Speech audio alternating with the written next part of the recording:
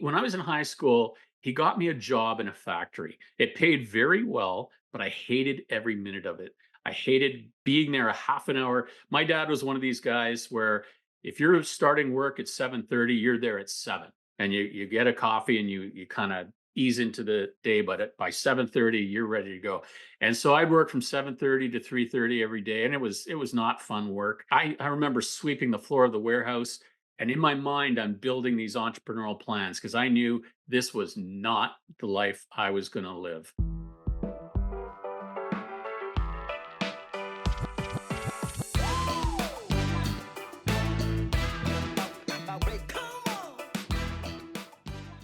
Welcome to the show. Thank you so much for subscribing. Got a great friend on the show today, Steve Kearley, all the way from Canada. He's going to talk to us about the entrepreneurial gene. He knows a lot of entrepreneurs, and we're going to get one man's opinion to gauge if you've got it. We're going to talk about gauging yourself against yourself and not others, and what it really means to network. It's a very interesting show. Don't forget to tell your friends. Welcome to the Edge of Excellence. Well, Steve Kearley, up in Canada in the Great White North, thank you for making time to share your insight and joining us on the Edge of Excellence. Well, thanks, Matt. I'm really excited to be here and excited to catch up. It's been a little while since we've been together and chatted, and so this is going to be a fun hour. And there's a reason for that. All your vacations are based on alcohol. Do a vacation that's not based on alcohol so I can come with my wife. Okay, so it's not alcohol; it's just nice fine wines. Yeah, wine tasting in France. And oh, we're going to have to get into all our world travels on this call. But before we Yeah. get into our world travels, before we get into volunteer impact and how you do one thing is how you do everything, before we get into building a respected brand and gracefully exiting with 9 figures in your pocket, I got to know, Steve, what is your definition of excellence?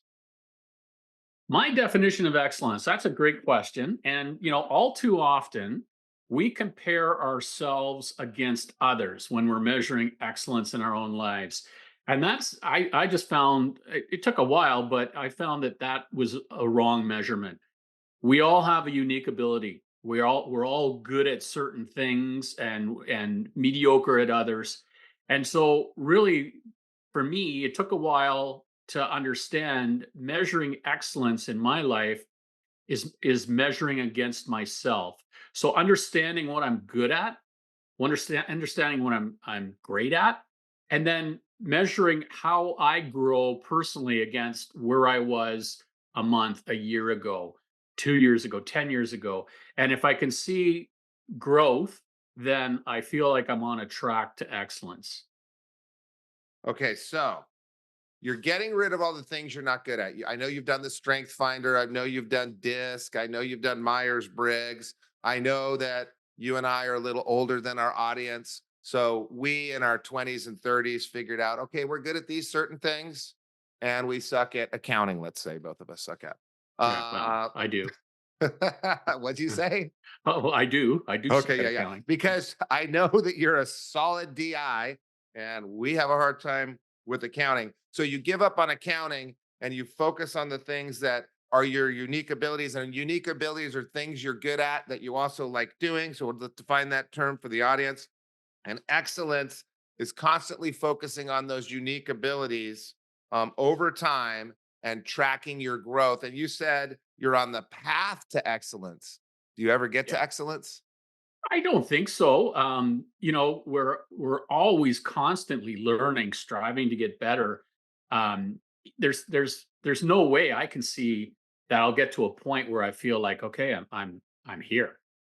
So no, it's a constant journey, it's a constant path, and it's a commitment to lifelong learning. It's a commitment to growing personally, and it's a commitment to achieving the goals you set out to achieve.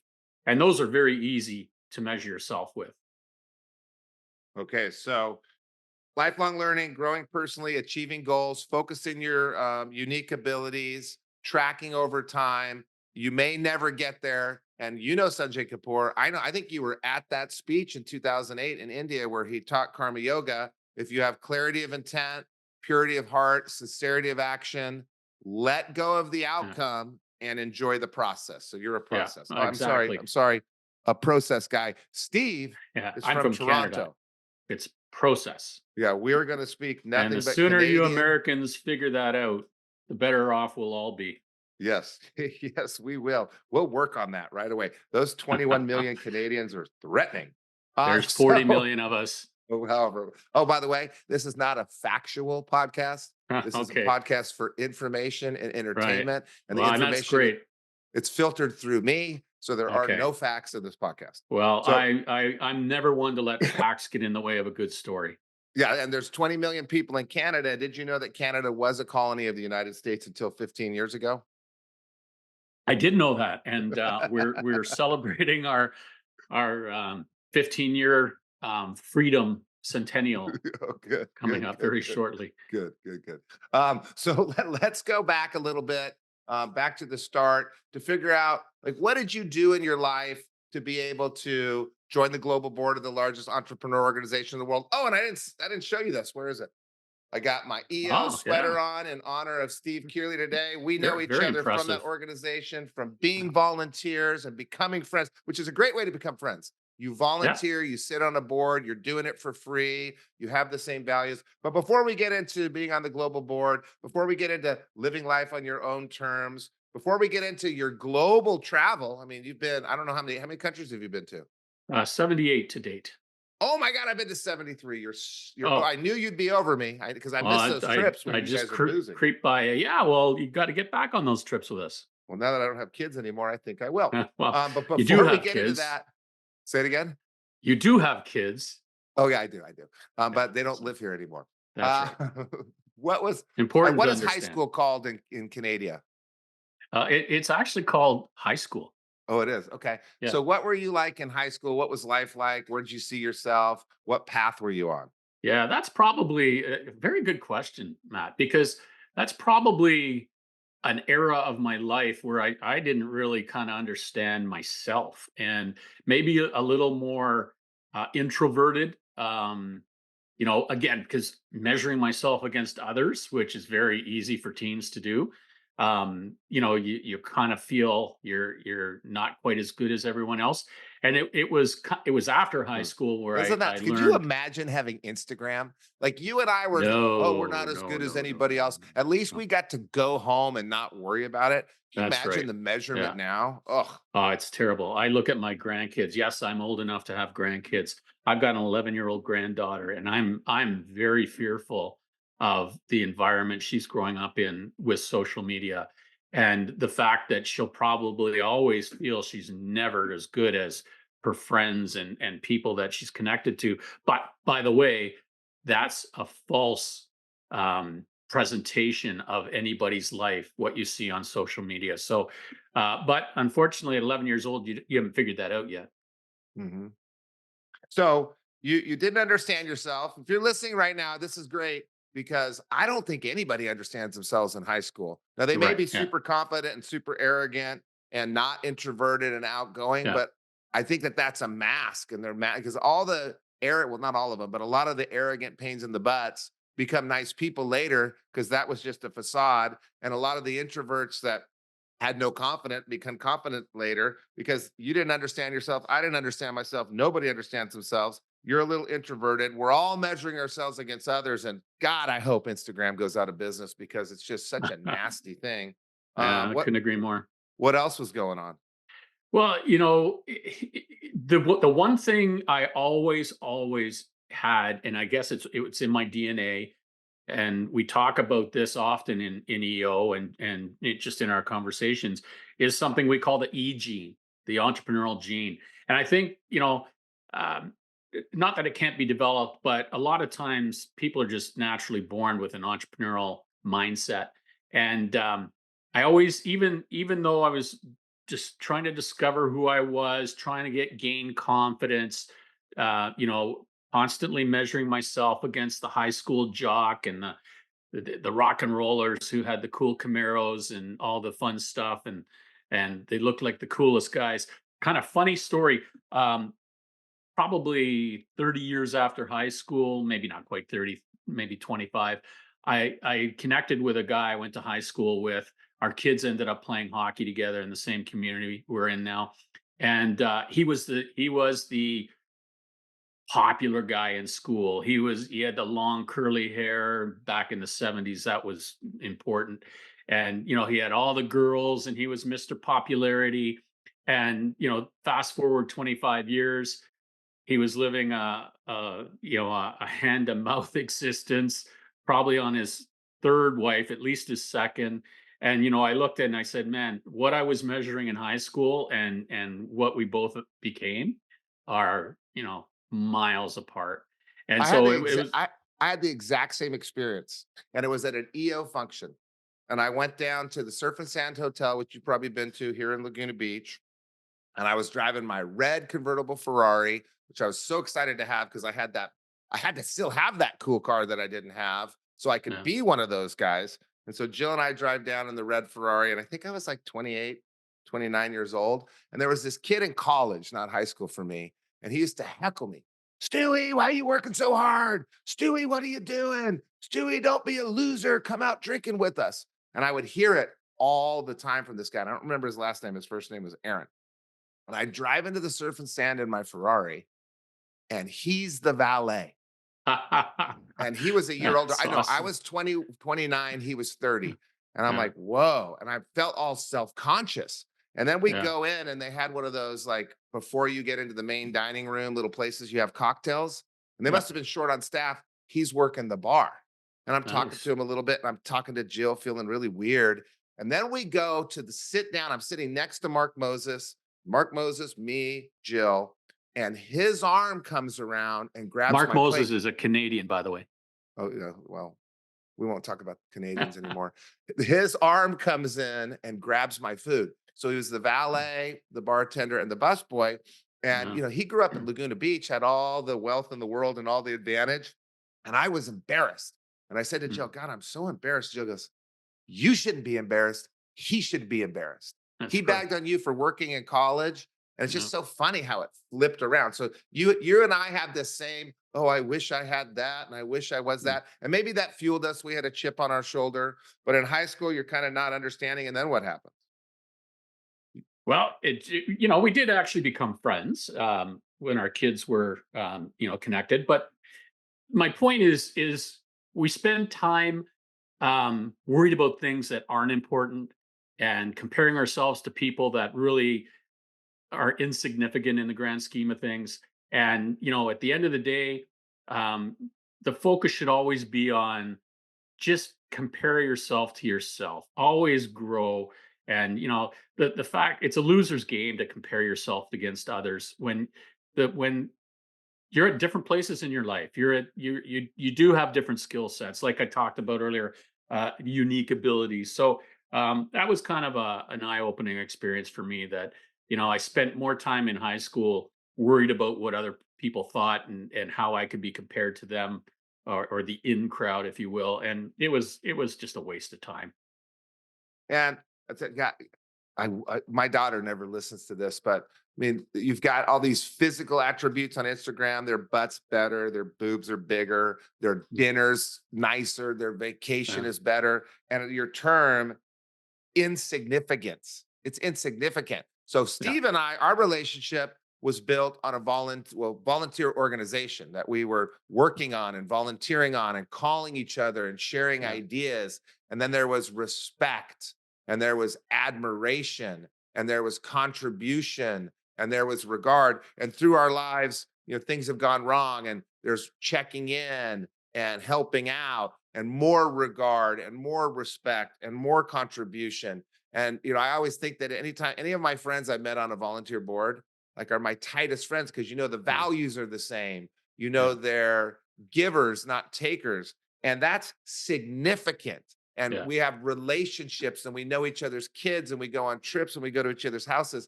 And that's significant. That yeah, person on Instagram with a great butt or that person on Instagram that's driving a nice car are really the insignificance is insignificant to you. And in fact, they're detrimental because you feel worse and you feel non confident and you're staying in bed. So you and yeah, I got to realize that before there was Instagram and you started comparing yourself to your goals and where you wanted to go. and what you wanted to do, and kind of ignored the comparison to others, which might be a reason to pull over your car if you're listening right now on 1.5 speed, always 1.5 speed. Pull over, take a note. Don't do it while you're driving, but that might be some serious takeaway to contemplate. Who am I comparing myself to? How significant are they in my life? Why am I comparing myself to them? And how can I switch that and compare it to myself? Is that a Yeah, U2 signed guitar by the Edge you have in your that background? is. Yeah, my family gave that to me for my 50th birthday. Wow. I'm a very big U2 fan. I didn't get to see them at the Sphere. I'm hoping they come back. I Oh. just couldn't make the timing work out, but that's on my bucket If list to they see come back, U2 at the I'm Sphere. taking you to the Sphere. Perfect. But you, as soon I'll as you, hold I you don't to it. follow you too, but as soon as you see him come Yeah, back, I'm I taking you to will. the Sphere. I'm watching. All right. So you're in high school. You're realizing Yeah. this in high school to compare yourself to yourself, or that happened after high school? So that happened after high school. I think in high school you're just so caught up in the day to day and do I have the right designer jeans? And incidentally, was one of my first businesses. I started in high school. I sold designer jeans. Now nobody listening to this podcast, and I'm assuming the vintage is a lot younger than us, Matt.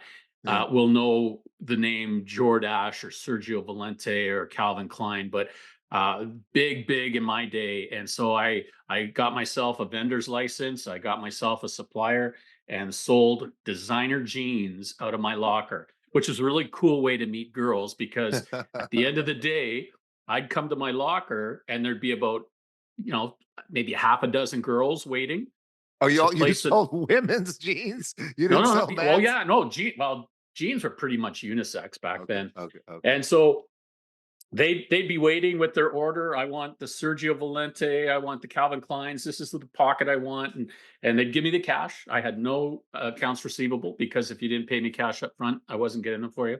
Then I'd go to my supplier at night, all legal. And back then, you could actually buy 6 or 12 pairs at a time. Today, you'd have to place orders for hundreds of dozens before anyone would talk to you. But that was kind of the era I grew up in. So, but yeah, had my first entrepreneurial experience in high school, and that's what kind of set me on the path I was at. Did you know that you were an entrepreneur when you had that entrepreneurial experience? Did you even know what an entrepreneur was? Well, you know what? I'm going to say the best thing my father ever did for me. And I told him this. He just passed about a year ago, but I said, he got me when I was in high school. He got me a job in a factory. It paid very well, but I hated every minute of it. I hated being there a half an hour. My dad was one of these guys where if you're starting work at 7:30, you're there at 7, and you get a coffee and you kind of ease into the day. But by 7:30, you're ready to go. And so I'd work from 7:30 to 3:30 every day, and it was not fun work. I remember sweeping the floor of the warehouse, and in my mind, I'm building these entrepreneurial plans because I knew this was not the life I was going to live. I was gonna be the guy that pulled up in front of the building with the nice Cadillac and the nice suit and the banker's hours. And those guys were the sales guys. And I was not going to be the guy working in the warehouse enabling those guys to live the lifestyle I wanted to live. Well, I got down here to my rental house, uh, ground floor office that has bad lighting for podcasts, and I got here at 6:45 this morning, and I'll be here Mm. without a break until 6 o'clock this evening. Yeah, And I wish that I had those banker's hours that you're talking yeah, about. I yeah, don't know too many entrepreneurs I had those banker's no, hours for a while and my company started going down. So I yeah, got out of those banker's hours. But so I just yeah. want to stop for a But second. but I know wait, we're you know what the difference is there, Matt? You're what? there at 6:45 and you're going to work till 6, but you love what you do. And Yeah. so you're never working a day in your life when you explain to me what you're doing, but when you love it, you're not working. Yeah. I do what I do for work for fun. I Yeah. coach people in business for work. Today's my day, by the way, is doing one-page plans for people's personal lives that I work with. We do Yeah, life planning. perfect. Nobody Yeah. does that. I do that with my friends' kids, my kids' friends. I help them figure out their careers. I do that at work. It's what I love to do. So yeah, and you love what you do. So I want to get to this entrepreneurial gene though that you realized you had in high school. I kind of thought I had in high school. It gave me the confidence to try out being an entrepreneur in college, gave you the confidence to try out being an entrepreneur. So one, you have to be unemployable. So first off, Yeah, well, yeah, unemployable. I checked But that box. yes. Um, and then what how else would someone listening know that they have the entrepreneurial gene? They don't like to take instruction from others. So I think the biggest thing that drove me in the success of my business wasn't the money. I mean, the money came, but it was the freedom I had. Now, to your point, doesn't sound like you have a lot of freedom working from 6:45 till 6 p.m. every day, but you choose to do it.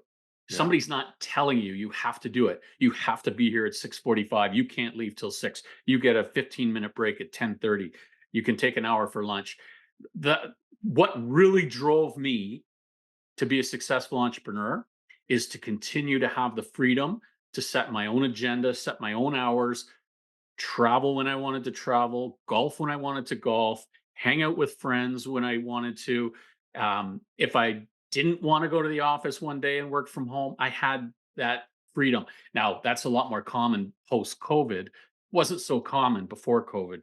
So the freedom, that's what drove me. And so I knew at a very young age, you said unemployable, perfect term, because I did not like to take instruction.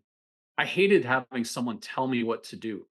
And that's when I knew, okay, like I'm never going to be an employee. I can't. It'd be like prison for me. So I don't know that all entrepreneurs are an 8 on the Enigma scale like you and I, or a D on the DISC scale like you and I. I know there are some that can take instruction from others. Yeah, And I know that there are some that, organize their lives to where they're held accountable because they don't want the freedom. But I would say most are unemployable, don't like to take instruction, strive for yeah, freedom. Another common trait, they have a vision that they can get others to follow behind, whether that's people that yeah, give them money or people that come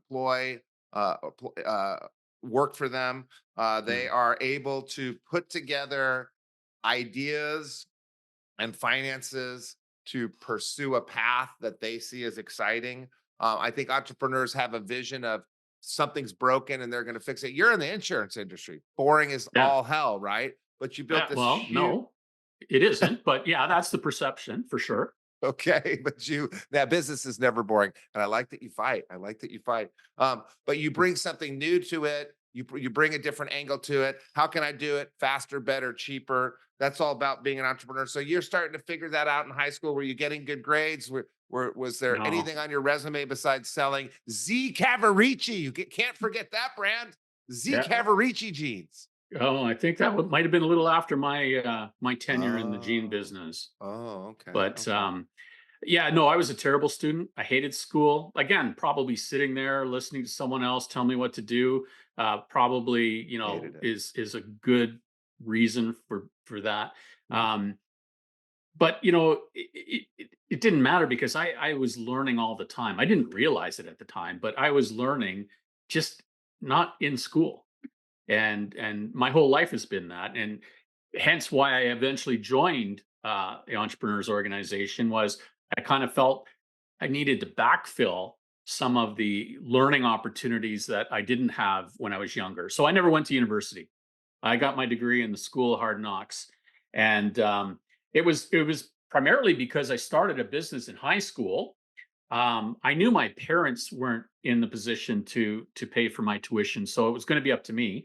I intended to go to university, but started my first company in high school. And carried it on after I left high school, and eventually grew it to the point where I got bought out. So I had my first exit very young in life. I thought it was a lot of money. It really wasn't. But the other thing is you kind of get trapped in I had a car payment, I had a Visa bill every month, so I thought, well, I got to keep earning money to pay these things. I can't just stop earning and go back to university now. So that's kind of what put me on the path. And in hindsight, I don't regret that. Maybe some of the fun aspect of university, I missed out on for sure, but I don't think I'm any less educated today by not going to university. Now, I'm not condoning not pursuing, furthering your education, because I made sure all my children went to university and got degrees, and that was more out of wanting them to be able to start something and complete it, and understanding that that's a very important value in life. So I'm not saying don't pursue education, but in my personal experience, I didn't. In hindsight, now I don't think I'm lacking in education. Well, you and I went around the world for many a year, Yeah. and I was in charge of learning, and you were in charge of membership, and then we were on the global board. And there was one year where I saw 100 different speakers in one year, and all of them, well, Wow. not all of them, but most of them had written books, and maybe I read their books. I don't know what degree that's equivalent to in that one year, but a Right. 100 hours of course instruction and probably Yeah. another 100 hours of reading. I mean, that's Well, that's half a college and degree. That might be a master's. don't discount the value of traveling and understanding other cultures and seeing other countries and learning from other Oh, people. wait a Like second. Wait, the wait a second. Where's my flag? I need to get. I've traveled with you. I don't know. yeah. I don't know what you're talking about. Understanding other cultures because I've been with you. And by the way, Darton Case's brother gave me this sweater. Oh, did he? Um, I just yeah. saw him last week. So you and Darton Case, I think, discovered other Hard Rock cafes in other Yeah. countries. I Yeah. think Jill and I were deep embedded in the culture, and you were deep Yeah. embedded in Hard Rock Cafe. But we'll take no Well, don't comment. discount that. You need, when you're traveling to places where you're not quite sure of the food, you got to know where the Hard Rock Cafe is to go and grab a burger and a Long Island iced tea. How many Hard Rock cafes have you been to? Good question. Well over 100. And I collect, and I know that because I collect those little guitar pins Yeah, that are I know. unique to each location. Yeah. So I've got 3 cases full of them on display downstairs. So how many Long Island iced teas have you had at Hard Rock? Um, It's got to be 300. well, no, I'd say more than 1,000. Okay, good, Yeah, good. And if you there. don't know what a Long Island iced tea is, you have to be Canadian. There's a genetic need that you have to be able to have one, let alone a couple in one sitting. So, what was that business that you sold, by the way? That first business? Okay, so the jean business evolved into a sportswear company, and ironically, I called it California Sportswear because Yes. I loved the, that connecting with the California lifestyle Yeah. and the outdoorsy and the surfing and everything. I was a huge fan of the Beach Boys because I really felt a connection to that whole California lifestyle, which Yeah. they embodied in their music. So I called it California Sportswear. My logo was a wave cresting with a surfer in it. And we ended up doing all kinds of um, team outfitting and advertising promotional items and, all kinds of fashion at the time. Now, rugby pants and rugby shirts were big at the time, so I had a supplier that would supply me those. Of course, I told you about the jeans, baseball T-shirts. The white body with the colored sleeves. These were just things people were wearing when I was growing up, and so what happened was one of my suppliers that I bought the T-shirts from. He approached me and said, "Hey, I want to go. I want to sell direct to the consumer as well, but I can't do that. I'd like to start a division, and the name of his company, it's not important. But he was manufacturing, and he felt it would be a conflict if he went direct to the consumer as well. So he bought me out, um, and for what I thought was a lot of money at the time, it was because more money than I had. But it was my first lesson in being an employee, and the one and only time in my life I was an employee other Oh, than my you high stayed school. on. Yeah, so that's why he bought me out. He didn't buy me out because I had built something of value. He wanted me. And so, but what I didn't realize was he had a partner, a silent partner, who disagreed with him starting a division that went directly to the customer. He felt it was a huge conflict. And what I learned the hard way was the guy with the money usually wins. And so his silent partner was putting up the money, and I didn't even realize he had a silent partner, but his name was Gary. He came to me one day and said, "Hey, we got to shut down this division. Sorry about your luck, but my partner won't allow me to continue doing this." So that was my experience of not being in control of my destiny, having someone else be able to make decisions affecting me personally, and that's when I vowed I will never work for anyone else again. Well, mine was I worked for Paul Jakubowski at the Harbor Restaurant in Santa Barbara, and he was like the cool boss, but also the negligent boss. And I had one thing I wanted: don't schedule me on my birthday. Yeah, And he just ignored me, told me I had to come in on my birthday. And I no showed, called him up and quit and said, I'll never work for somebody again in my life. And it's that loss of freedom, it's that yeah, controlling of your destiny. exactly. So, Yeah, what was business too? So, all of a sudden, you're unemployed. You didn't go to college. You're unemployable. You yeah, realize you need freedom. What do you do then instead of going to college? Most of the time, we're going to talk about what you did in college to get ahead. What did right. you do then to get ahead? Yeah. Well, and I probably didn't consider myself a business person at the time. I considered myself more of a salesperson, and so I started selling insurance, and even though technically I was working for someone else, I never looked at it that way. I always looked at it, hey, I eat what I kill. And I'm running my own little business within a business. And so I started with the firm in 85 as a, we call them producers, just an account exec, a salesperson. And I found I was really good at it, mostly Was it because I could. called Benson It Insurance? was it was called Bruce Benson Insurance at the Okay. time. Okay. And so I I was good at it, and primarily because I could sell. And I knew how to network, and that's an important thing. Hopefully we can touch on that in a bit. But I grew a book of business, and I kind of got to the point where I said, okay, I approached the owner and said, I think I'm ready to go out on my own and hang my own shingle out, and I've got a vision for what I want to accomplish, and I just think it's time.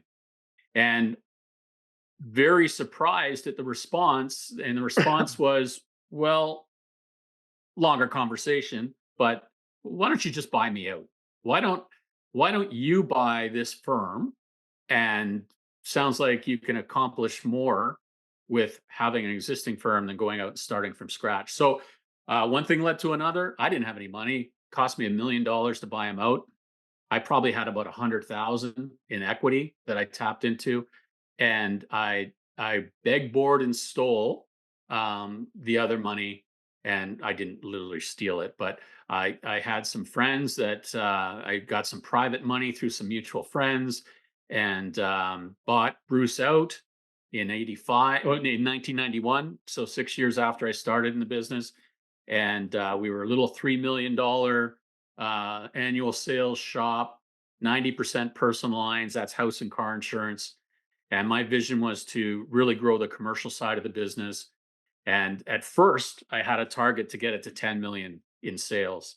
And then, so I bumbled along, got to about $6 million in annual sales after I bought them out. And then I discovered what you've been talking about and alluded to a number of times, EO. And so I was a $6 million sales company at the time. And as you touched on a few minutes ago, a little over a month ago, had an exit over 9 figures. So uh, phenomenal growth over a period of time. We did a lot of acquisitions. We did grow it to $160 million in annual sales, and 50% of that was in commercial lines, and 50% was in personal lines, which was always the vision I had. Not always, sorry. I had my first vision was to get it to 10 million. And then after that, I kind of realized, okay, I'm thinking way too small here. And there's a story around how I got around thinking too small. Well, But at the end of the day, yeah, it's go ahead. so I I don't know how many hours I've spent talking to you in the Mekong Delta on a boat where there's nothing to Yeah. do but sit around and talk. In Hmm. Saudi Arabia, Yeah. when they didn't have alcohol, and we So would we had to wander talk. around the hotel lobby from like 5 till 9 o'clock with nothing to do talking. Yeah. Germany. I mean, I've probably been to 40 countries with you.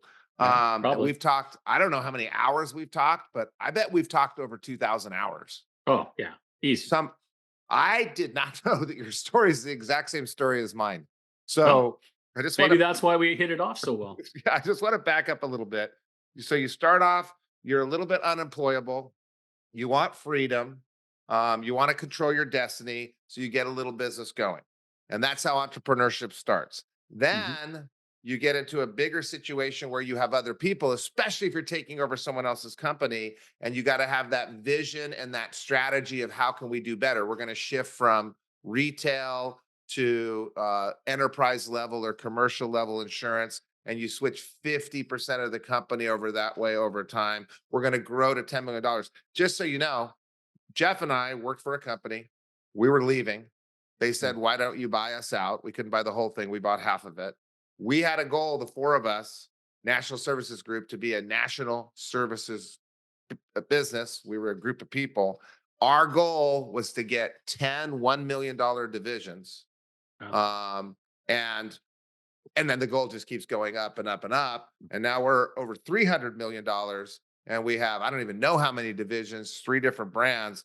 But I'm lucky where I have partners that they can come in and Yeah. come up with a vision. I've got one partner, two partners on the East Coast that are just crushing it with this solid vision. They didn't really like working in the student business, and they Yeah. came up with a different vision and been driving the vision of really it's customer service and marketing efficiency is where they've put their cornerstone, but they're all about customer service, and it attracts that group of people. You were all about this growth and this, I guess, wise path of sales, and you attract different people. So you have to get rid of some people that don't fit, get some new people that do fit, and you're in the same business from 1991 until 2023, or you're still there, 2024. 2024. And yeah, and they kept me on. And the only reason I'm now back to being an employee was the compensation package was too generous to walk away from. So I, So they threw the numbers at me, and I said, "Yeah, I'd kind of be dumb not to do it." So, yeah, yeah, yeah, yeah. um, but here And I you am. didn't sell your soul. You love No, what you do. You took a leap of faith that being an employee again would be okay. And I've talked to you about it. yeah, You are doing okay. They're yeah, not the no, the we're fine. bosses of the past. No, and you know what, Matt? I kind of said that a little tongue in cheek. The primary motivator for me to stay on was I wanted to ensure the people that did help me get to where I am today. So my COO, my sales manager, my controller, who's been a rock star for 30 years with my firm.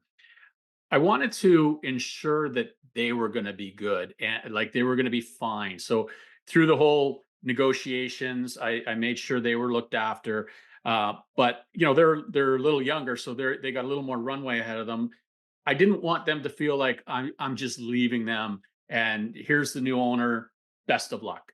I wanted a period of so my employment contract is 4 years, and I wanted a period of time. Whether I last 4 years is another story or not, but I wanted a transition period more to protect the people that I felt were extremely loyal to me along the way.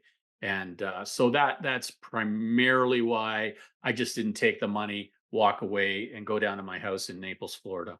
Well, that goes to the foundation of our friendship. And that goes to that's not on our entrepreneurial gene thing.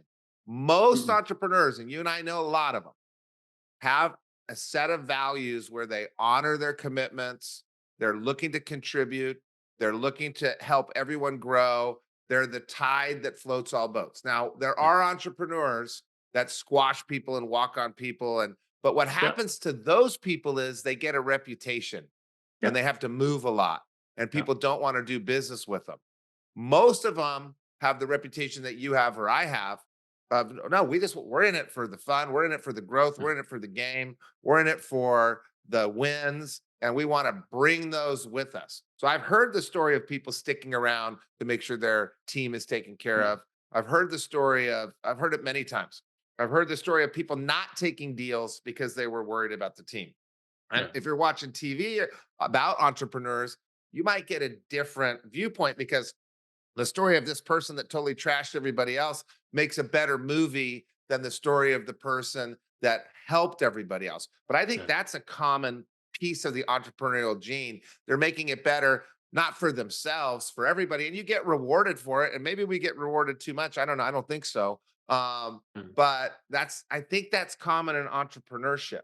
So you said you Well, wanted to talk. Go ahead. I'll give you a great example just to expand on what you said.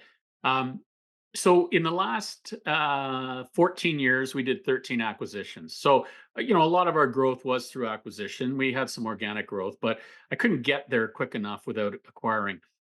But I went into every deal with the goal of this has to be a win-win. So if the purchaser and the vendor couldn't win equally, and obviously it's not equal, the result isn't equal, but um, through the process, if the guy I was buying or the individual firm we were buying, if they couldn't benefit from it, then I wasn't interested in the deal. And I'll tell you what happened as a result. So I always had the goal of win-win. I always did what I said I was going to do. So if during the lead up to the close, I said we were going to do this, this, this, and this afterwards, I made sure we did every one of those things. And so as a result, the next deal I went into, if people felt a little apprehensive, because whenever you're selling your business, you've got questions. You don't know if you're selling to the right party and whatnot. I would always have somebody. I said, "Okay, we just did a deal with Dave 2 years ago. Go talk to Dave about how that went." And Dave would be able to say, "No, you know what? Steve operated with integrity. Everything he said he was going to do, he did. Even if it was costing us money or it wasn't in my benefit, I always did what I was going to say. I always did what I said I was going to do."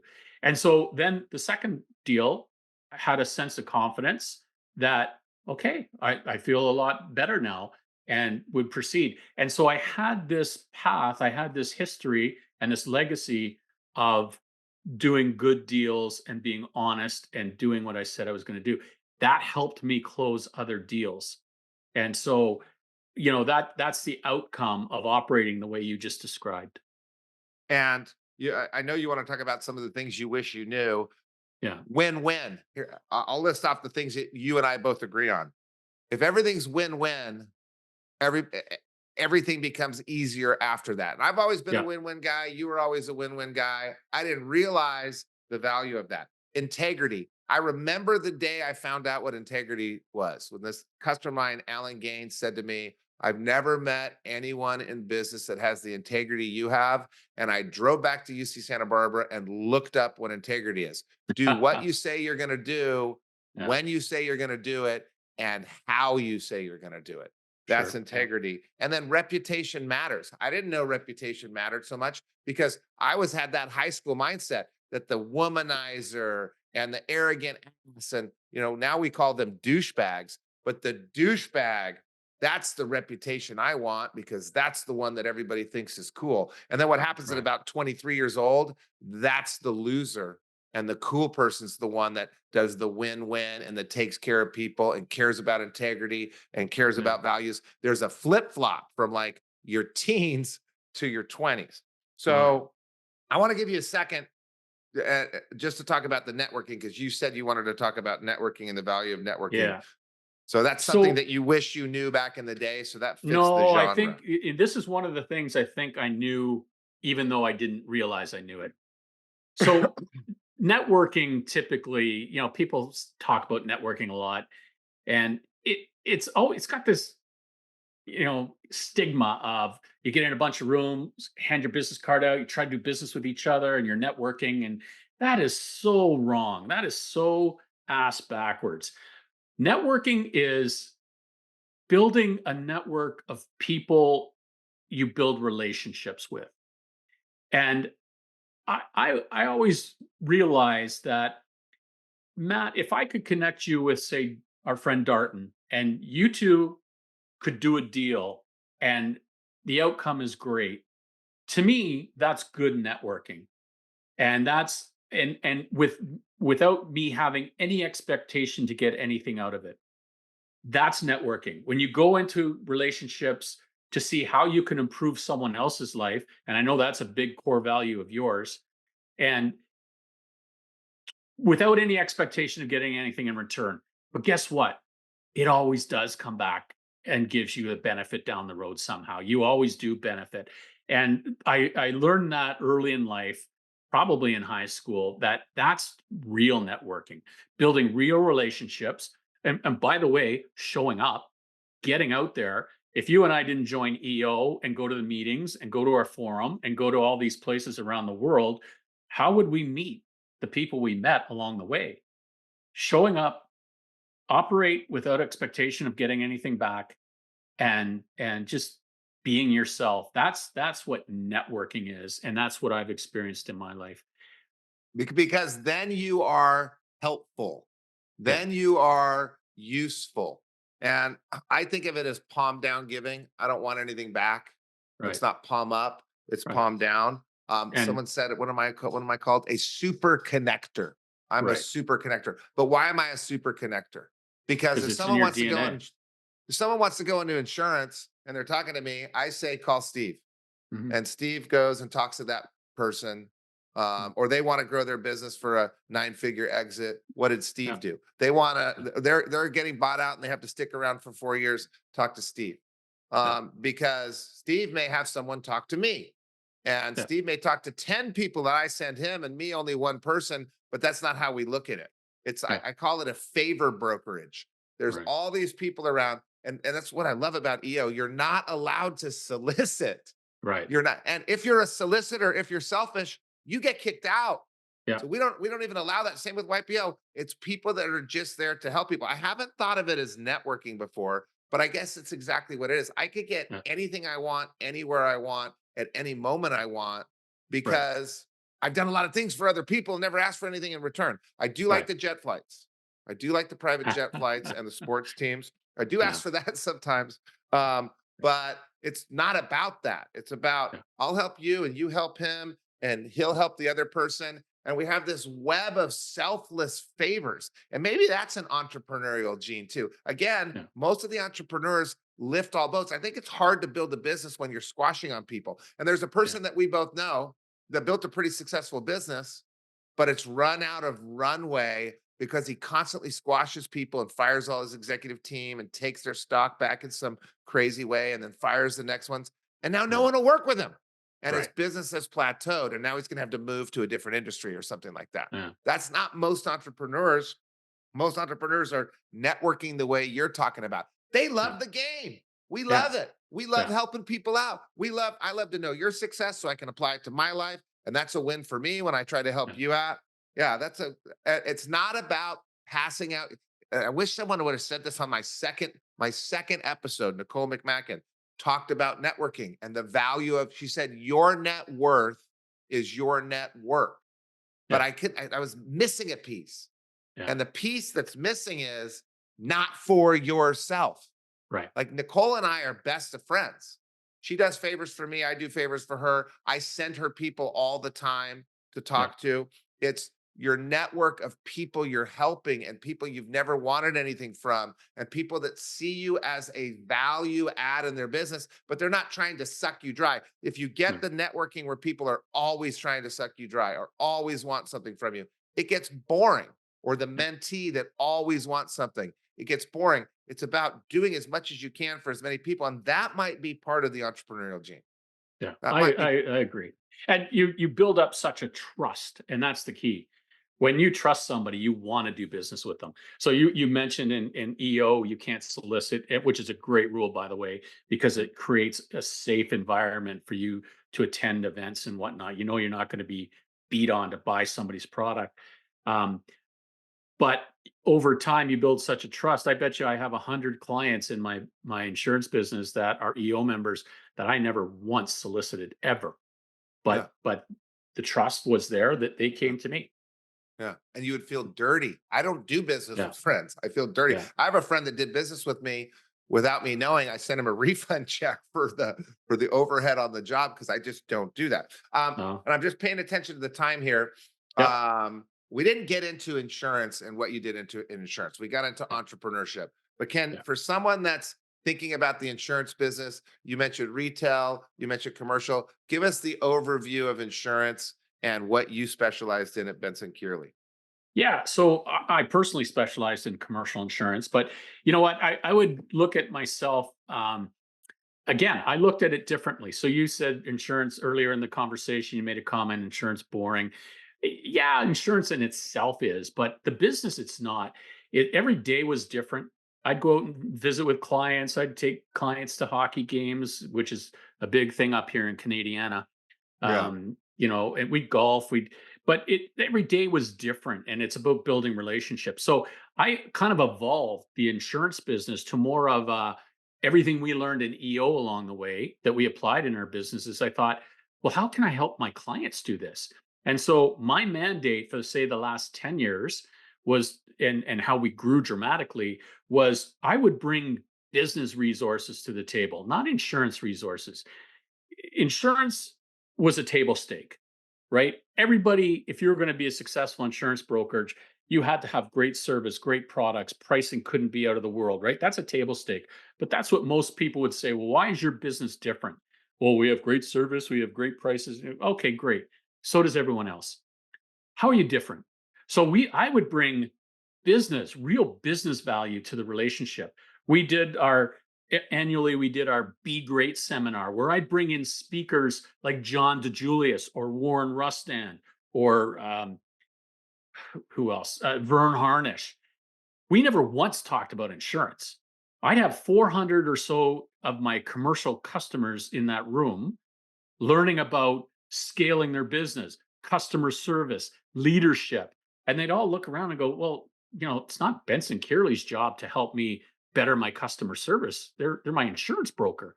But that's where we looked and said, how can we be different? How can I bring real value to the table so that my customers don't want to ever leave because they'd be cut off from the value we're bringing? So we made price irrelevant to an extent. I mean, you can't be stupid with your pricing, but so that's what I did. And I would say that's one of the biggest part of our successes. We had a magazine we'd send out to 20,000 people every month, commercial prospects. And there's no mention of insurance in these magazines. They're all business focused. Of course, they would know where it came from and there'd be ads and stuff in there for us. But those are the types of things we did. We'd bring experts to the table, on contracts. So if I had a client that would say to me, really struggling with protecting myself, and okay, great. I'm going to bring a lawyer to the table, and we're going to look at all your contracts, and we're going to tighten them up and protect you more. Now that is a risk management element, but it's again, it's bringing expertise to the table. So I think that's where we really focused, and that's what really drove our success and how we were able to grow as organically as we did on top of the acquisitions along the way. Yeah, by the way, my businesses rebuild other people's structures, whether it's roofs or windows or doors or Right. siding or decks or just painting them. Nothing less sexy than that. But it's the Yeah. business, it's the systems, the levers Yeah. that you're moving, the wins, the unique ability, back to your definition, your unique ability to bring learning to a group because you were deep into that. Why not bring it to another group? And Yeah. and your definition of entrepreneurship, you've got this differentiating factor that's like your networking. It's real value, that it's trust. It's what you want to do. The entrepreneur wants to deliver real value and doesn't really care if they get anything back for it. And then every once in a while you get a few clients and you get a reputation, you realize, oh, wait a second, why am I successful? Oh, because all my life I've done a bunch of things to help the world out and not really caring, and they wanted to be part of my life. You can't go chase the mighty dollar. You No. can't go chase it. It never works. You have to kind of avoid it and then it comes, which is Yeah. crazy. And I know we're running out of time. I got to give you the last question. Okay. Um, if well, there's two questions I have for you. One, is there anything else you would want to share with your 20-something-year-old self or your kids and grandkids that damn well better listen to this that you Yeah. haven't mentioned? Any last little tidbits? Yeah, a couple of easy low hanging fruit things. Set goals, but don't just set them, share them with others. Because guess what? Other people want to help. And I've got numerous stories I can share where I've shared my goals with other people. They help me accomplish them. Get a mentor. I know that's a big part of your life. You're mentoring kids, young students, developing them into entrepreneurs. It's so important to get a mentor. I wish I had to learn that much earlier. Understand what your core values are. When you know what your values are, decisions are easy.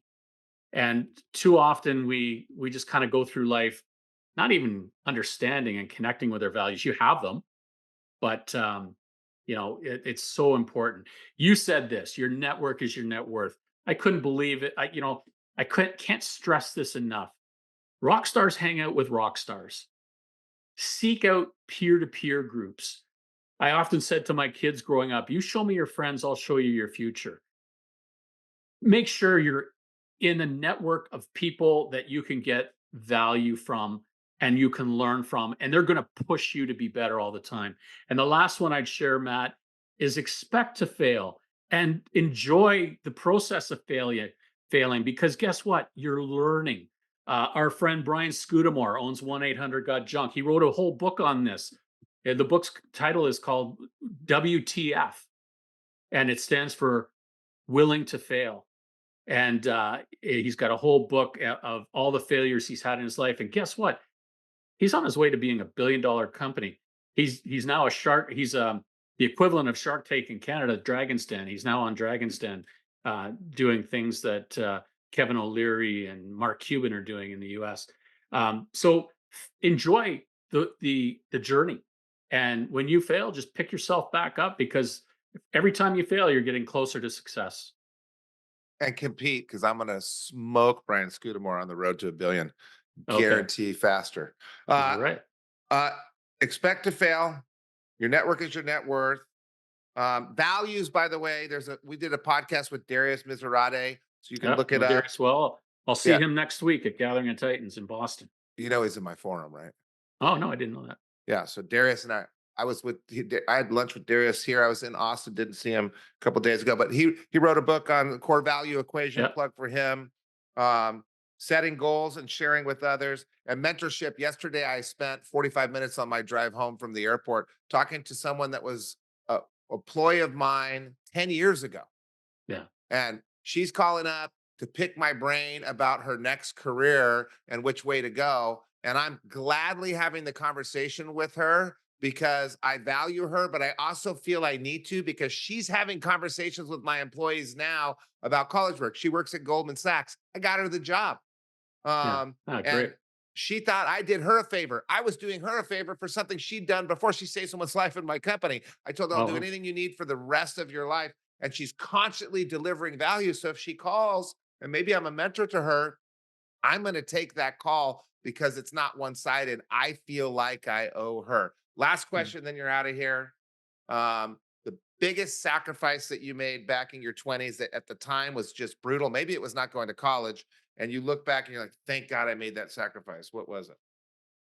Matt, that's a good question. I don't look at anything I've done in my life as sacrificing. Whoa. Maybe.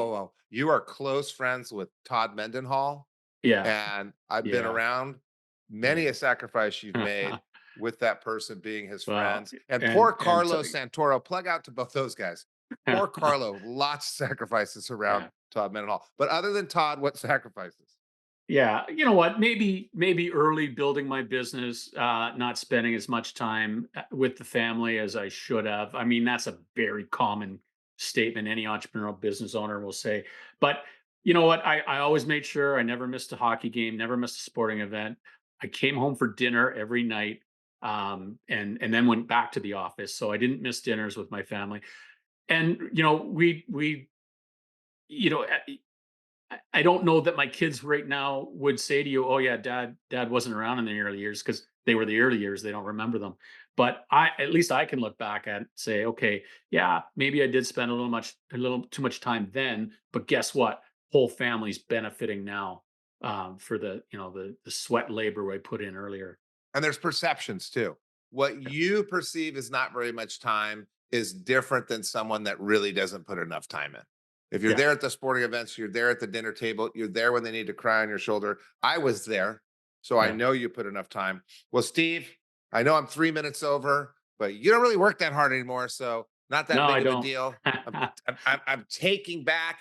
Thank you for letting me call on you for a favor and ask you for something, and you were It was my quick to pleasure. I say really yes. enjoyed it.